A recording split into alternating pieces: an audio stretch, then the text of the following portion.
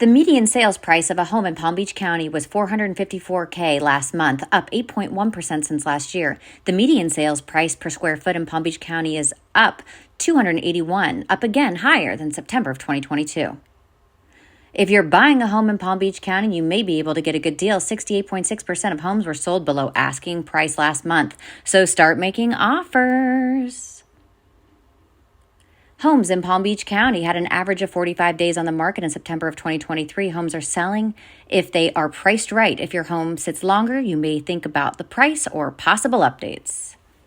Inventory woes and costs to remodel are sending more buyers to new construction. New home sales across the country hit an 18-month high, up 31.5% over last year. Credit card spending has propped up the economy but is showing signs of slowing as consumers feel the pinch of higher rates.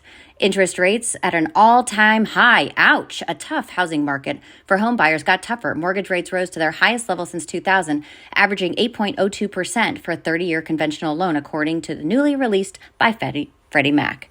Unemployment claims fell to the lowest level in weeks, showing renewed labor force momentum and a healthy demand for workers. However, small business confidence is back to an all-time low, according to CNBC Small Business. Thanks for watching.